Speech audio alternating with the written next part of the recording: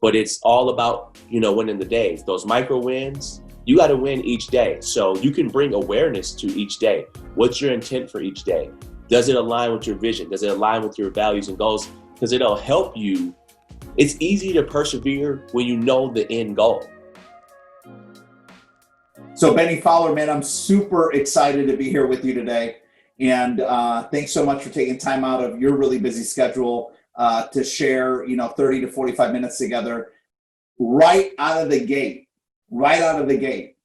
what are you doing around training today for yourself? Today, I'm still working out every single day. So, nothing really has changed much for me. I am very fortunate enough and very blessed enough to be a part of a gym that didn't really have to close down that much because it was a private gym already. It's a gym that Peyton Manning and DeMarcus Ware had invested in Denver. So it's, I guess you would say, high clientele. So it's not very many people in there. So right now I'm just training, getting ready for the season. The last 2 days, actually, out here in Denver, I was able and fortunate enough to throw with Drew Brees. He came out here to throw with Emmanuel Sanders. So the last 2 days I've been throwing out outside with them and running routes with those guys. And he called and set up a workout for me. So hopefully he's signed here with the New Orleans Saints soon. But, that's kind of where I'm at right now. But working out every single day, trying to find ways to get better and just fine-tuning my game as I'm going into year 7. Yeah, I love it. I mean, the last time we spoke a few weeks ago, I really enjoyed listening to a little bit of your story, and that's really what got us here today, wanting to have you on our podcast. What I love is just how small the world is. Here I come to meet you through another Spartan, my business partner, Paul Davis, and dear friend of mine, and he puts you and I together. But then as Chad Miles and I were preparing for you today, Chad's talking to me about how as a little boy, he was watching that huge Rose Bowl win back in 2014 against Stanford. And Chad's like, Manny, I was in the stands, and I remember 2 of his biggest clutch catches that day. Yeah. And so, take me back to your days growing up in Michigan. And share with our viewers and our listeners a couple of maybe the most magical memories you have from your childhood, attending Country Day, and then seeing your vision coming to life playing big-time Division I football at Michigan State. Yeah, so the first thing that really comes to mind when I was growing up in Michigan was playing downtown Detroit, playing basketball. This is the first year we had played organized basketball. My dad's the coach. We get to the championship game. In this game is a heated game between Power Stroke was our team and the Shockers, I believe, was the other team. And we're just going back and forth. But the score ends up being 4-2. Nobody's making any shots. We're just everybody's throwing the ball at the rim. And we end up losing the game 4-2. And, it's the first loss that we ever had in competitive sports. And we're all crying after the game. And, my dad and I talk about that to this day. And he thought about stop coaching us right there because he didn't want to see that pain and that sadness on our faces. But I distinctly remember that just because that was just incredible emotion right there, and just a game that was not even high scoring at all. It was like a soccer score. But, yeah, we lost 4-2. But I remember Mikey Moore, who was playing for the Detroit Pistons at that time, coming to that game and, putting his arms around us and telling us it was going to be okay. And that was the first time we ever met a professional athlete. It was just incredible to see, a guy who was 6'8", and, he came to our game through a family friend.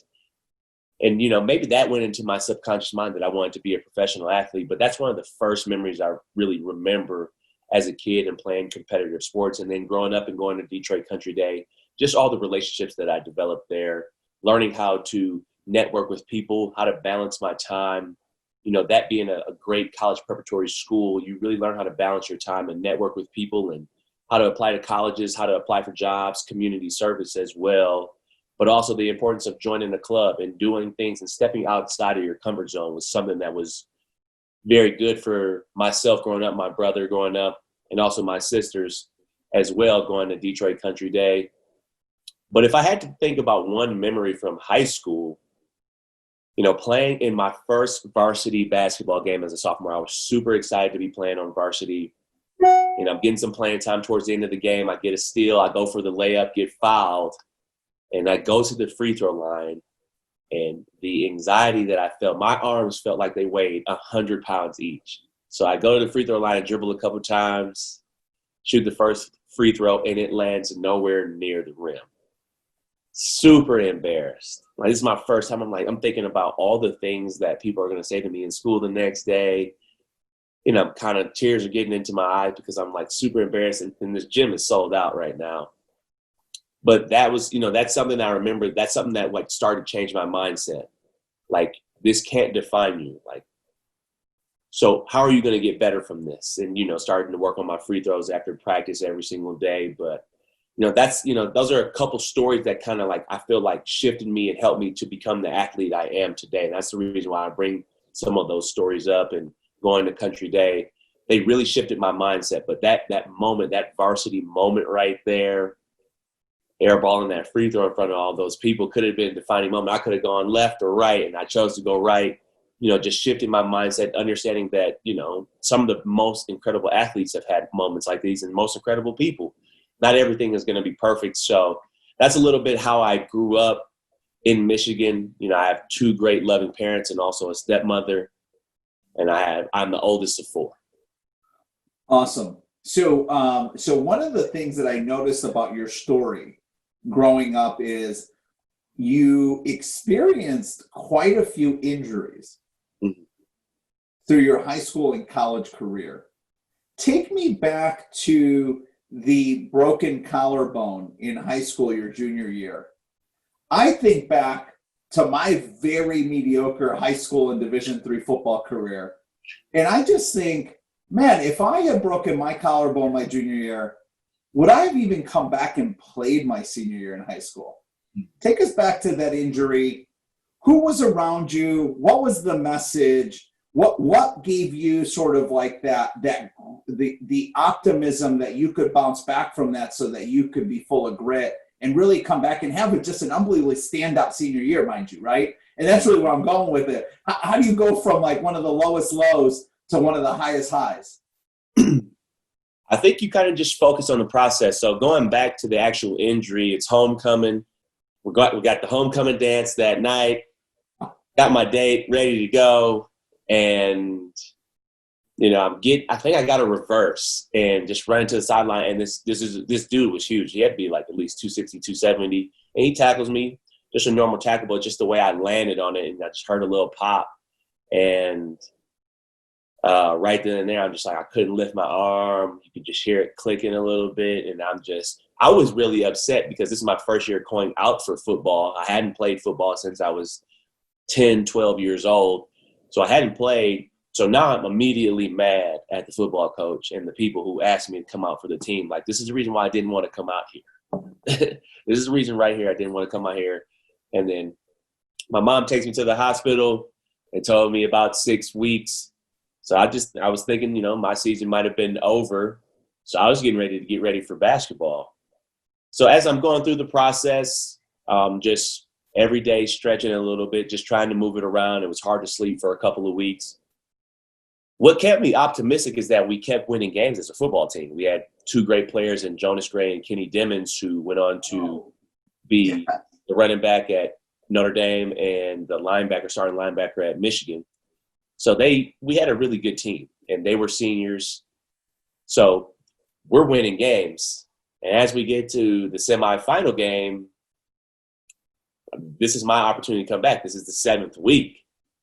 So the doctor was like, yeah, you can go back out there. I mean, you got to be careful. I don't know how you can be careful in a football game, but you got to be careful. But they had like a specific number of plays that were designed for me. And we get towards the end of the game. It's a shootout game versus Zeeland West up in Zeeland West.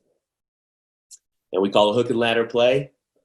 Patrick Leary catches the ball, pitches it to me, and I score the game-winning touchdown to send us to the state championship to play on the day after Thanksgiving. But I think what kept me optimistic was the fact that the team was still winning. I was still involved, going to practices here and there. And I was starting to develop a love for the game and a process for the game. And the fact that, I could possibly get recruited in this as well as basketball and as well as track. So I wanted to continue to stick with it because of the teammates that I had and the coaching staff that I had around me to encourage me, and which is one of the most important things that we all need as people to be successful. Is we need a great supporting staff and great friends to help support you in down times. So that's kind of how that went. And I was able to score that game-winning touchdown. And then after that, I had a decent game in the semifinal game. Now I had that confidence really to continue to stick with football and put my effort and time into it. And that year, that was my junior year. So that year I won the state championship in track in the long jump. So I got my first scholarship offer from Eastern Michigan at a track meet, at the Oakland County track meet, where I won the 100 and the long jump. So once I got that first scholarship that spring, that just propelled me to put even more work and more time and effort into becoming a football player. So going into my senior year, it was my time to lead, as well as a couple of my friends, Chris Jackson, O'Neal Swanson, Mose Hogan, two really good friends of mine.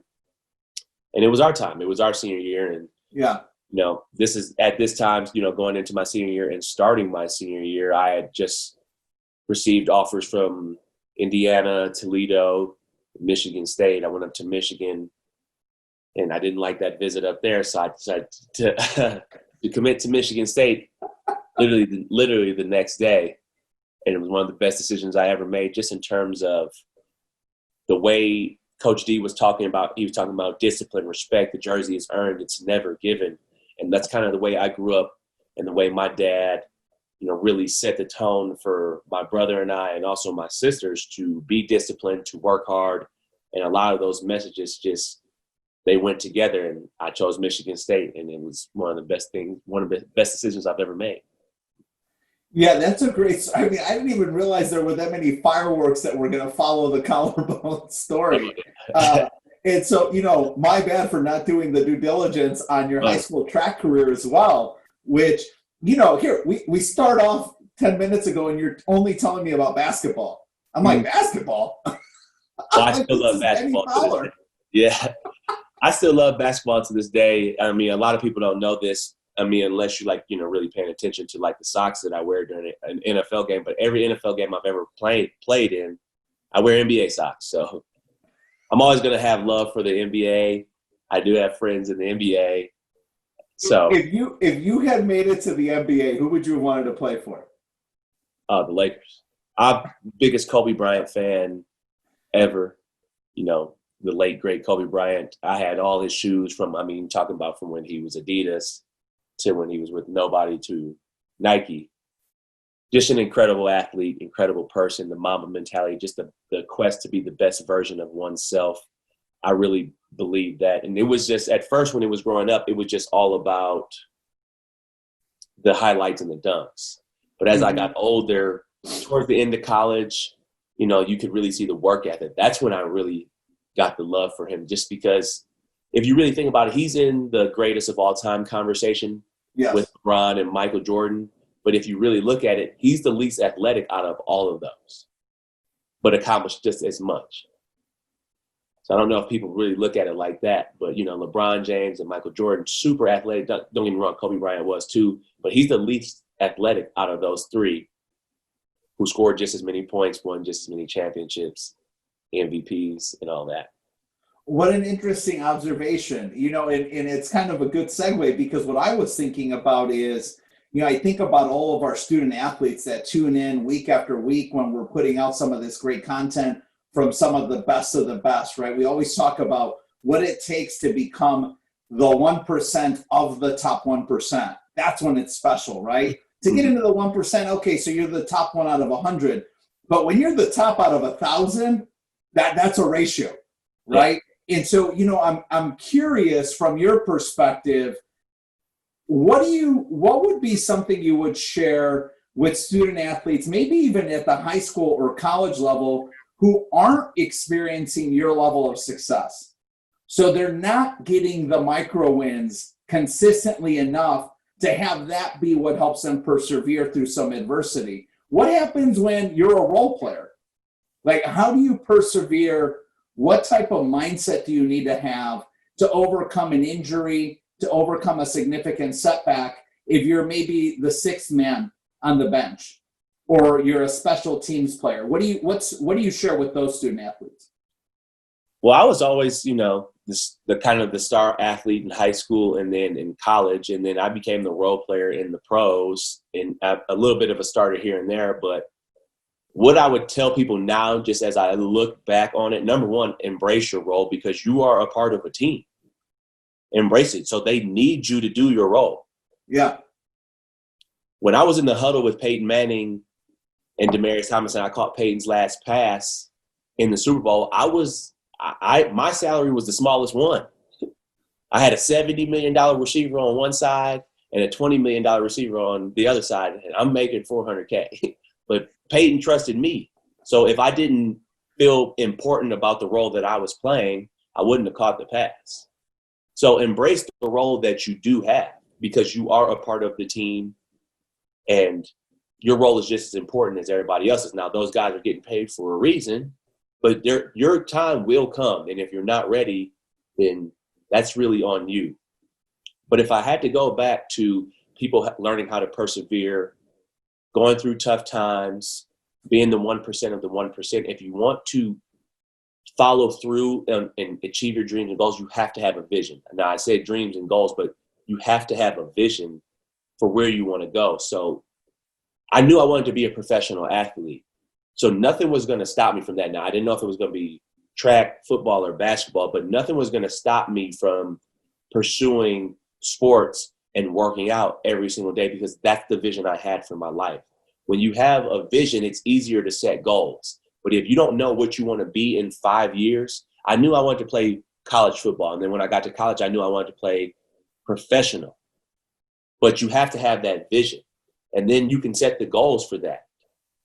But it's all about, winning the days. Those micro wins, you got to win each day. So you can bring awareness to each day. What's your intent for each day?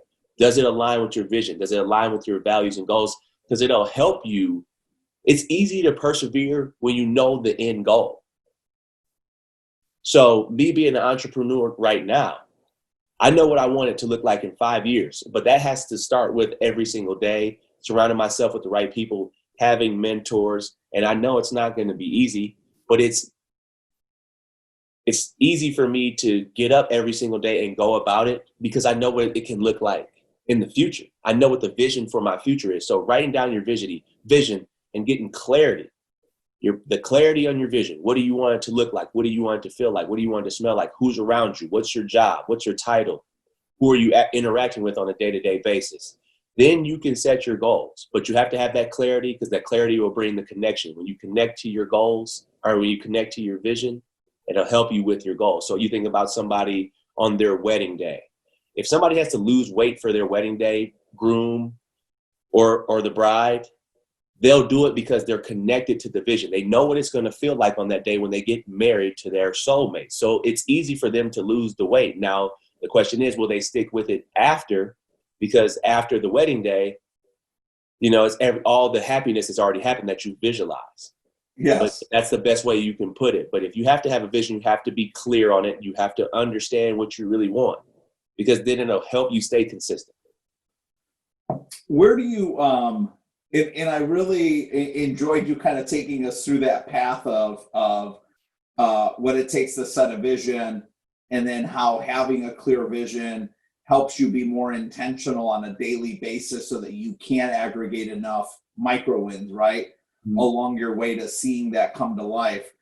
I've found my experience in as much as I read and I consume content from a lot of people that I have an enormous amount of respect and admiration for in like the high performance space, I found that sometimes the people around us when we're young tend to be like our biggest like dream killers, almost as if they unintentionally, while being very loving towards us, they unintentionally apply some of their biggest regrets and missed opportunities to what they think we should be thinking is possible for us, there's zero doubt in my mind that you have had a huge vision since you were a young man.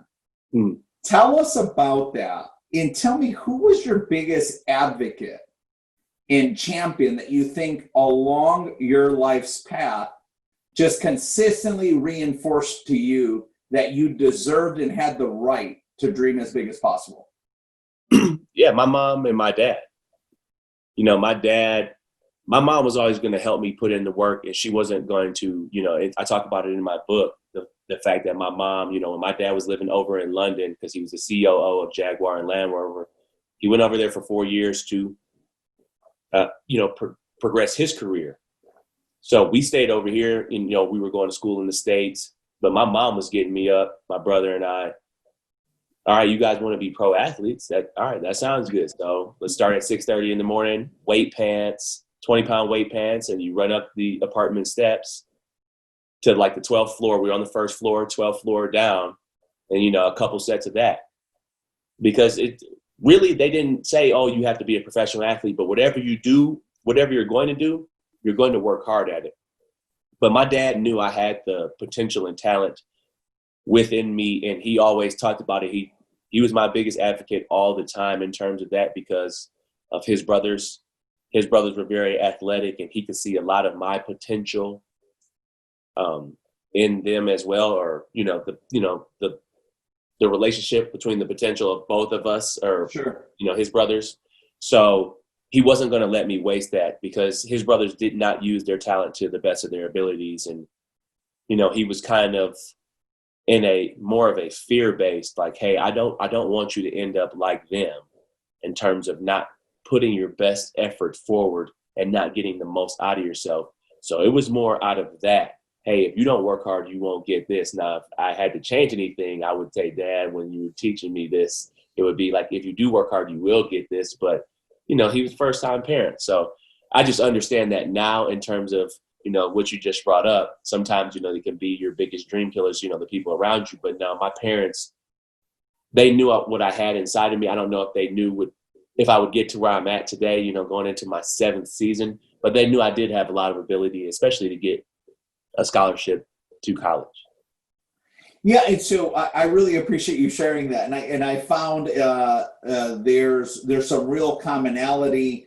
I've hosted conversations with other dear friends like Israel Adonijah and Desmond Clark, who obviously coming from the hometown where I come from, the Chicago area. I just grew up fanatical about my Chicago Bears, and I still remain that way even in the great city of Detroit. And hey, I'm a supporter and lover of the Lions because they're our hometown team now, right? There's some real commonality that I hear in your story.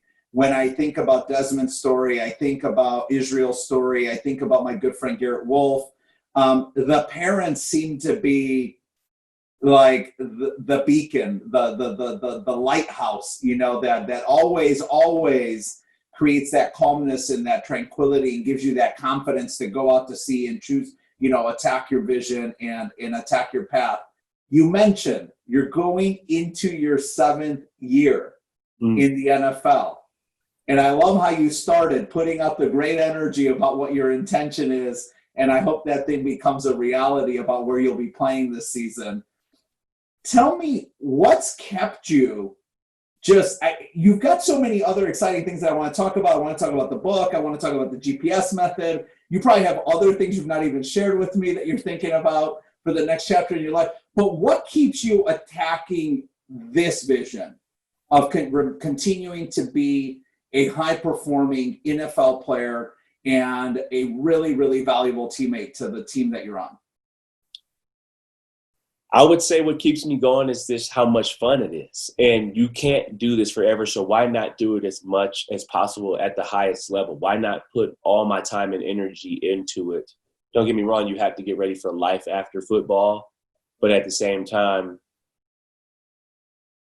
I've been blessed to be around some of the most incredible athletes who people look up to, Peyton Manning, Eli Manning, Odell Beckham, Saquon Barkley, Demaryius Thomas, Emmanuel Sanders. Like, I've shared the field with these guys. why would I not continue to try to do that? And then going out there on Sundays and putting in, after you've put in a great week's worth of work, to try to go out there and win and compete. And that's just how life is. But I know I can't just, take a year off and then come back. So why not just put the time and effort into really enjoying it? And, every NFL season to me is like 10 years of life, and the knowledge that you can gain from the ups and downs throughout an NFL season and the people and stories that you will hear. That's one of the best things about the NFL, is that the team is never the same. Besides pretty much the quarterback and a couple of star players, pretty much every team is changing year in and year out. So you're meeting and interacting with different coaches and players. And that's how life is. And sometimes we hold ourselves back in life by not going out there and making those relationships. But the NFL kind of forces you to do that, because that's the only way you can win on a Sunday, is if everybody is on the same page. It's 53 different businesses, as well as the coaches, to come together. And just the importance of understanding the business of sports and being around it every single day. People always say, well, you're just an athlete, or, you're just a football player. Well, the NFL is one of the biggest businesses in the world. And if I'm an entrepreneur on the field and off the field, as important as it is for the team, I also do have to look out for myself and make the best decisions for me in terms of picking a team, how I want to go about my business every single day. I am a business. So, I love going out there on Sundays as well. Like the energy of running out there, onto that field on a Sunday, or playing on Super Bowl Sunday or Championship Sunday, AFC, NFC, and just playing against players. Like, I got a chance to play against Charles Woodson. He won the Heisman in 1997. He won the Heisman in 1997, or playing with Peyton and Eli, playing a week with Tom Brady. It was just one of the most incredible moments. And then, yesterday, the last 2 days, throwing with Drew Brees. Like, yes, Drew Brees is 41. Yeah. The ball didn't even hit the ground because of his accuracy the last 2 days. It's incredible to see. And these are incredible human beings, and just the relationships that you have, that you can gain in the NFL, is also one of the reasons why I'm going to stick with it. Yeah, I love that. I think you've met with another fellow Spartan who's a dear friend and mentor and coach to our firm, Ben Newman. Have you and Ben connected yet? Yes, we connected. So one of the first times I sit down with Ben, and I've known Ben for a long time, and we're like, I think we should work together. I think we should collaborate. I think, Ben, your gifts at a time when I moved to Michigan for the first time in 2017 with MassMutual, it was like, I think your gifts are the right gifts to help me really get the state of Michigan unified around one vision for what's possible for our firm and around our people, which are our greatest asset. And so Ben and I start working together, and we're having a dialogue about like effort and like having great vision and putting a plan together and then attacking that plan and having the right attitude and effort. And he gives me the Jerry Rice quote. Did he share it with you? No. Okay, so he tells me, he's like, listen, this is the single most important thing I'm going to share with you today. And he says, Jerry Rice once said to me, they were both like keynote speakers at a conference, and Jerry Rice says to him, why would you not give 100% when it's 100% your choice? And when I just heard you describe why you remain relentless and unflinchingly committed to attacking your vision to continue to play out your NFL career, that's exactly what I thought of. And so, just really hats off to you, man. You keep putting unbelievable energy into the world, and I know you're going to see your vision come to life. And so, hey, I'm excited to see you play. I have a 10-year-old son, or continue to play. I have a 10-year-old son who saw you play when you came in for like the scrimmage game against the Lions a couple years ago. We were already here, and he saw Saquon's calves, and he said they're enormous. But on that day, he declared he was going to become a wide receiver. Yeah. So my 10-year-old son, he will only buy footballs that have the passing tree on them. And he just, anywhere, Dad, throw me a pass, throw me a pass, throw me a pass. And so I hope Atlas gets to see you continue to play, my friend. Oh, you will. I love that energy. I love that energy. I love it. Yeah, no doubt. So tell me a little bit about your inspiration while you're still playing. You're still playing, and you're already attacking the next chapters of your life. And the first one is, when did you decide to become an author? And who was your biggest? So tell me this: when did you decide? Who's been your biggest champion and advocate to write your story this early on in your life? And tell us the most significant part of the book that you say, hey, this moment alone, this story alone, this chapter alone is a huge reason why people should go out and buy The Silver Spoon, The Imperfect Guide to Success. So I would say the reason why I decided to write a book, I had just come off my best year in Denver. So I'm getting ready to hit free agency. Chicago comes calling. The Bears come calling. They give me a nice signing bonus. I am now living in the city where my mom is living. I'm now playing in the city where my mom is living. She's just a hop, skip, and a jump away from the stadium. So everything is going well. Everything seems like it's going on the right path. Preseason is going, it's going okay, but I'm one of the only receivers to practice every single day and playing every single preseason game. And then I get a call from the general manager telling me that they were going to release me. So I'm angry, I'm sad, I'm embarrassed, and this has never happened to me before. Like, am I going to get picked up? Like, what's going to happen? So for the next 3 to 4 weeks, I'm at home. So, like, if the NFL doesn't come calling anymore, what's next for me? Mm-hmm. Well, I've had all these incredible stories playing in the NFL, being undrafted, all the things that we achieved at Michigan State. I want to write about that, but I want to write about, I come from Bloomfield Hills, which is the suburbs of Detroit. So I call it Silver Spoon, the Imperfect Guide to Success, because people, they feel if you come from the suburbs or you come from a 2-parent household, or if you're well off, that you don't work as hard. And don't get me wrong, there are some great athlete stories out there, but we only hear about the sad ones. We only hear about how they were looking for their next meal. Well, my life isn't like that, but I work just as hard, if not harder than them. So I want to share the principles that we all have the same 24 hours. So I have a guy like Draymond Green, Darqueze Dennard. Yep. Incredible athletes. Darqueze Dennard was, very low recruit, but became a first-round pick. Draymond Green coming from Saginaw, Michigan, to where he is today as a businessman and also as an NBA player. But then I also have some entrepreneurs in there for people to understand whatever you want to do, there are certain principles: goal setting, being disciplined, handling adversity, handling success that you have to be able to do in order to be successful. And when I went to Chicago, I didn't have that vision, or I didn't set those goals because I had felt good about where I was. So I felt like I had climbed the mountain. Like, I'm undrafted. I came off my best year. I got some money in my pocket now. Like, I just signed a 1-year deal for $2 million with Chicago, and, I end up getting cut. So that put me back into undrafted mode. So the New England Patriots come calling. And then now I'm back. I'm playing with a quarterback just like Peyton, who is just as successful, just as smart, and my study habits come back. My diet comes back. Everything gets put back into perspective. So I have to put this back into the book. And I want people to understand, like, I'm not some flawless human. When you get knocked down, how are you going to get back up? So that's why I decided to write the book, because at those 3 or 4 weeks, it was like, what's next? Well, I want to share stories. I want to do public speaking. I want to tell people, not necessarily stories about myself, but the incredible players and people that I've been around and played with. So that's why I chose to write the book. Nobody really patted me on the back and said, oh, yeah, you should write a book, because I wasn't really even telling anybody. This is something that I wanted to do. Okay. And I feel like it's, as an athlete, I feel like it's a business card as well.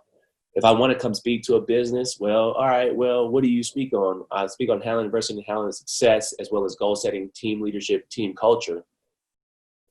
But I have a book behind me now, an Amazon bestseller. So I feel like it's a business card as well. It's just something I can say, and it's something that I can give back to the world. And I dedicated the book to my brother, because he's my hero after everything that he's been through, 6 knee surgeries before he was 17, and he wanted to be an NBA player, and he didn't give up on his dream. He had to go to prep school. He ends up going to Central Michigan, being a 3-time captain, setting the all-time assist record because he didn't give up. So now that's also the reason why I play, and I'll never give up on anything. The fact that he did that, all that at so young, he tore his ACL 3 times before graduating high school, and was able to persevere through all of that. And now is a graduate, just graduated, got his master's from Michigan State, and was on the coaching staff there, and now just got a new job at Northern Arizona, where he's an assistant coach now. But I dedicated the book to him. But the most important chapter in the book to me, especially for young people and young kids and student athletes, is that you don't have to be an athlete to make $1 million. And that's one of the things my dad taught me, growing up. Once he came back here and he was the vice president of Ford around 2008, around 2006, he moved back to Michigan from London. I got to see him build his dream house in Bloomfield Hills. And he said, look, we down the street we're right around the corner from Ben Wallace. And he was like, we got the same size house. You don't have to be an athlete to make $1 million. Now, that doesn't mean don't use your talents and your athleticism, but it's also important to get your education. And it's also important to dream big. And if you have some creativity, use it. It doesn't have to be necessarily in sports, but you will have to work hard. So I would say that's the most important chapter. Yeah, I love that. So tell me, what's been, of all the positive responses you've gotten about the book, who's been the person you did not expect to hear from? And what did they say about the book? I got great feedback from my friends, but I feel like, they're always going to say some great things about it. But I spoke to some cadets, and this little girl gave a great review of the book, and she went through almost like chapter by chapter, and she had to be, 13, 14 years old. Wow. And she had a really good understanding, and she was like, you don't have to be an athlete to understand this. And the stories that I learned, how much she learned from the stories. And she actually gave a synopsis of it, and it's actually on my social media pages. Just because that right there, that testimonial meant a lot, because it can touch all people in all ages of life. So that's awesome. Yeah. Yeah. Thanks for sharing that. So tell us a little bit about The Quiet Time with Bennie Fowler. Yeah, that's my podcast. That's a podcast that I just started maybe a month and a half ago during the quarantine. It's, just to get out there and, share the message in a different way, where people can listen to it on their way to work, or when they have some downtime, and, just to share the relationships that I have with people through the podcast. My brother, my mom, my dad, Coach D'Antonio was on there. Draymond's been on there. Julius Thomas, mentor of mine in the NFL. Emmanuel Sanders, Rod Smith, all of these great athletes. I got a couple of Olympians coming up pretty soon that will be on the Quiet Time podcast. But this is another way to spread more love and spread more positive energy. And we talk about leadership and success and how it looks different, and how success is not linear. And your success is going to look different than mine, but you're going to have certain principles. But, success is all over the place. There's no one way. That's why I call my book The Imperfect Guide to Success, because sometimes you hear, well, you just got to follow these steps. And I don't believe that. And, some of the most incredible athletes, most incredible CEOs, they didn't believe it either. They're like, oh, no, I can make my own way. So. Yeah, that's awesome. And so tell us about your public speaking career. That's just now getting started. So I went and did a couple of speaker bureaus that are put on by the NFL the year before to see if I would really like it. And once you start getting the hang of it and practicing it, I really started to, really fall in love with the process, and just the fact that you can get, the energy from the crowd, and you can give them a lot of information, not necessarily by teaching them, but letting them know that their story, there are people that I know or myself that have had moments that you might be going through right now. So why not share that? So I've been doing that now. So just I speak on reality or possibilities to reality, making possibilities and turning them into real things, and just talking about some of the stories that I've had to go through and some of the ups and downs, like the Chicago story, the free throw story. There are lessons in all of that. There are lessons in everything, single thing that we go through every single day. So I like to talk to people about that, and understanding their worth. Before you have to understand your worth and who you are, own who you are before you can set your goals. But you can set your goals, and then you have to develop that mindset, and understanding the importance of a growth mindset, and that life is a process that's going to help you continue to be successful in whatever it is that you do. So, and I know you talked about it, and it really resonated with me when you said, these teams are like 53 different businesses that all have to come together, and work like a team, right? And my good friend Lee Rubin, who's a well-known speaker and author and a high-performance coach, went to Penn State, was captain during Joe Pa's era, unbelievable defensive back. Lee Rubin always says that the reason teams exist is because there's an opportunity or challenge so big that we just couldn't do it alone. Yeah. And so when you were talking about these 53 businesses that come together on any given Sunday with the same vision of wanting to win, that really reminded me of Lee's comment. And what I think about is, what is it about the NFL specifically that has positioned you well to get ready for this next chapter in business? Whether it's more podcasts, it's more books, it's more speaking opportunities, and or the GPS method, which I want to go into next. But what about the NFL has gotten you ready for the next chapter of your life in business? You literally have to show up every single day. I have to do something every single day for my NFL career. And now as a businessman, there are no off days really. I'm either reading, stretching, running. Now, don't get me wrong, I'm not doing this 24/7. I also will take breaks, and I believe in the power of balance. I believe in having a balanced work and work life. So there are days off, but being in the NFL and being undrafted in the NFL, I can't afford to have two bad days in a row, because you'll get cut. The money's not guaranteed unless you're one of the top players. So you have to show up every single day. And that's one of the things that when I tell people these 53 different businesses, there is consistent work being put in. If people are late to their job, your boss might tell you that your boss might, first of all, might not notice, or they might tell you, hey, I saw you've been late a couple of times. In the NFL, if you're late one time, that could be the end of your career. If you're late one time, that's a $20,000 fine. So the NFL helps you to structure your life in a way where you're disciplined, you're balanced, you're on time. You have to understand those little things, or they're going to take your money away, number one. But you'll be unemployed, and you'll miss out on an opportunity to make a lot of money as a young person. So that's one of the things that I'm transferring to my business, is that doing something every single day and showing up on time, treating people with respect. But you have to learn how to communicate with other people in the business world. You have to learn how to tell your story in the way that is presentable and where people can understand it. And you have to listen. You have to be able to hear what people are saying, not just listening to what you hear, but what are they telling you?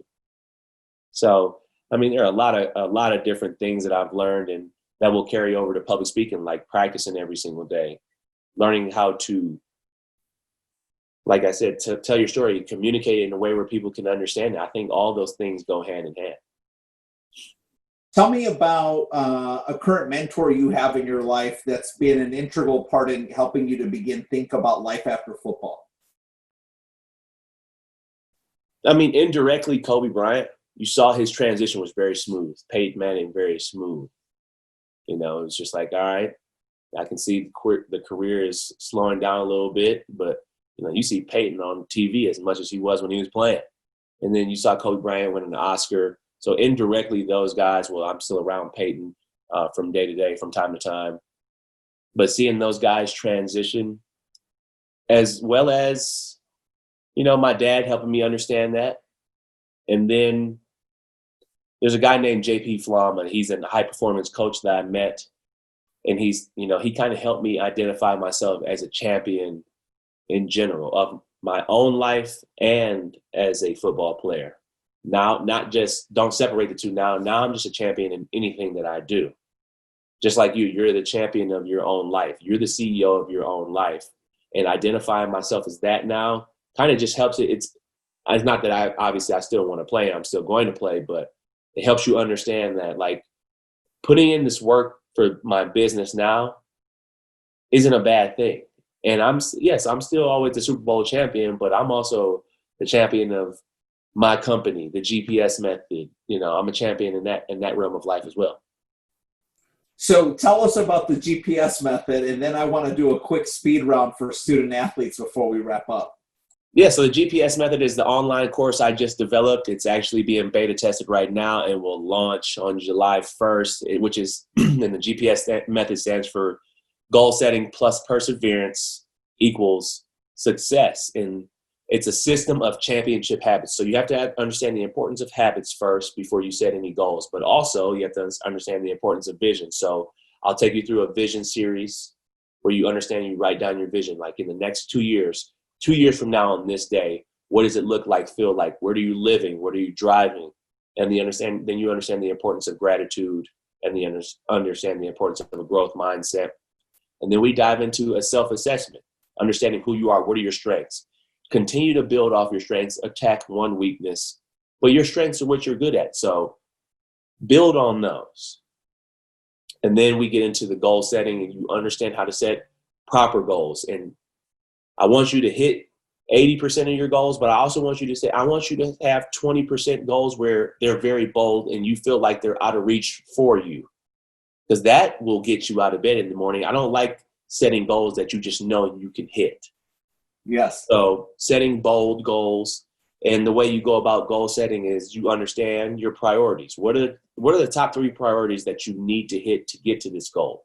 What are the obstacles? That's what people don't understand when they set goals. What are the obstacles that you can face, and how are you going to get around those? And what are the daily action steps you can take to win and get to your long-term goal?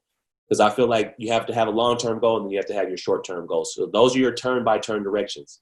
So the reason why I call it the GPS method is when you put the destination in on that map or your apps, it gives you that little red dot, and then it gives you precise turn-by-turn directions on how to get to that destination. But if you have an obstacle, if there's an obstacle on the road, or you miss a turn, or if you miss a couple turns, the GPS method, your GPS doesn't turn off. It just says reroute it. And that's what these championship habits and tools that I'll be giving people throughout the course, it'll just help you get back on track or help you to move forward a little bit faster. Where can student athletes find that on July 1st and other professionals? Yeah, they can find it. They can find it on my website, Bennie Fowler 1, and that's the number 1.com. There will be a link to it, as well as it will be a link on my social media pages and on my Facebook. What does it look like to be a great teammate? You got to be a great listener, and you have to be able to communicate well, but you have to be able to listen and hear what your teammate is saying. And you have to communicate. You have to be authentic. You have to be real. What's the number one thing you wish you had done better in college, getting ready for the next chapter of your life? I would have been focused more on the process than the outcomes. What should people be careful about in using social media? Just be on it too much. Give yourself, an hour at lunch and an hour after work, or, throughout your day. But sometimes we just consume ourselves with social media way too much. Who was the greatest player you've played with in the NFL, and why? That's a hard one. I would have to go with the greatest player, Peyton Manning, the most talented player, Odell Beckham. Who's the best coach that you've played for that just really deeply connected with? Mark D'Antonio. He yeah, he was an incredible coach, and yeah, he was a real guy. What do you think about Coach Tucker? I'm excited about him. I've heard a lot about him. So, I'll definitely be up there checking out a game at least once this year, and hopefully he puts us back on track. Besides an unbelievable career playing football, what's your favorite memory from Michigan State? My favorite memory from Michigan State, I would just say all the relationships that I developed, but I went to a Final Four my senior year there in basketball. I've had a lot of memories there, but just the relationships that I developed over my time there. Where can everyone find you? They can find me on Instagram, Beanz, BEANZZ 16, Bennie Fowler on Facebook, where I go in every morning and do a little bit of a quote of the day, as well as on LinkedIn. I'm on all three of those. I'm very active on those, and that's where they can find me. Bennie, it's been a pleasure, man. A pleasure, a privilege. It's been a lot of fun. I love your story. My son, Atlas, I'm trying to encourage him to go play at State. I told him, I said, listen, you got a lot of great wide receivers that you can follow in their footsteps. He talks about, we live in Bloomfield Hills. So okay. I live in your old hometown, and he talks about going to Country Day someday. So I chuckled. I told him I was talking to you today, and so hopefully someday we can get the two of you hooked up, and you can give him a vision he can aspire to in the flesh. Definitely, man. Thank you for having me. I really appreciate it. Much love to all you guys. Yeah, appreciate you, man. God bless. God bless. For more insights from top performers in sports and business, be sure to subscribe to Vision, Hustle, Grit, and Gratitude wherever you get your podcasts. Also, you can follow us on Instagram at Vision, Hustle, Grit, and Gratitude. Until next time, keep doing great things.